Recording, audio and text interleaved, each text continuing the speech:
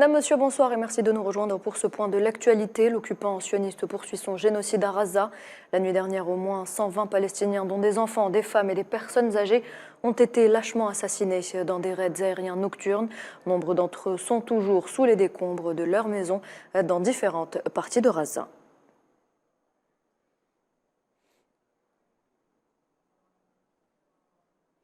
Et au moins 53 Palestiniens, dont des enfants, sont tombés en martyrs et des dizaines d'autres ont été blessés lors de raids menés par des avions de guerre des forces de l'occupation sioniste qui ont visé ce mardi à l'aube un certain nombre de maisons à Khan Younes et à Rafah, au sud de la bande de Raza.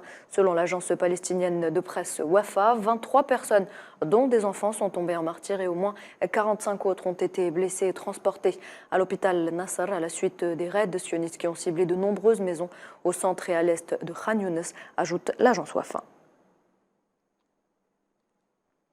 Au 18e jour de l'agression sioniste, 5795 Palestiniens ont été assassinés, 2360 sont des enfants et 18 000 personnes ont été également blessées.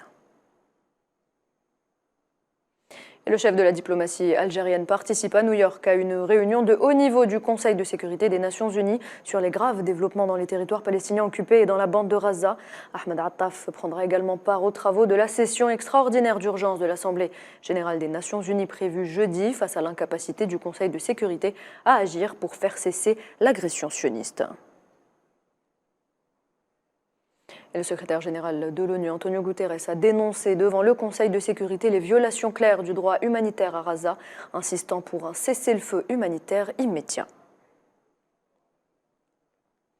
L'inaction du Conseil de sécurité de l'ONU qui n'a pas réussi à parvenir à une solution, à une position unie sur la situation en Palestine est inexcusable. C'est ce que dénonce le ministre palestinien des Affaires étrangères, Riyad Al-Maliki.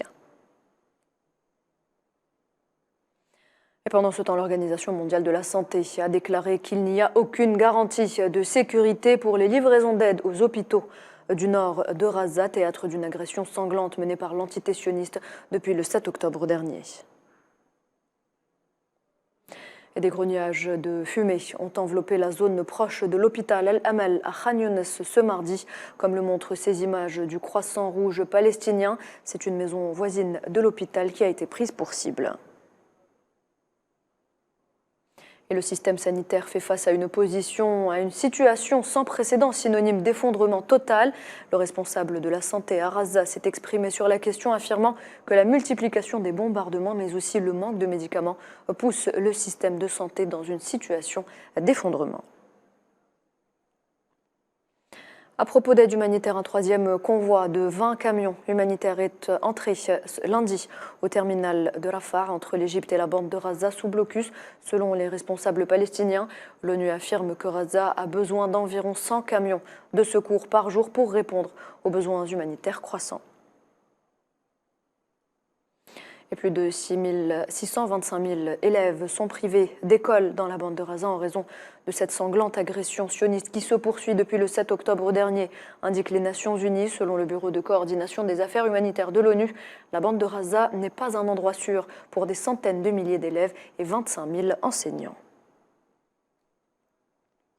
L'émir du Qatar a exhorté ce mardi la communauté internationale à ne pas accorder à l'entité sioniste l'autorisation sans restriction de tuer des Palestiniens dans sa guerre contre les civils, dans ce qu'il a qualifié d'escalade dangereuse qui menace la sécurité mondiale.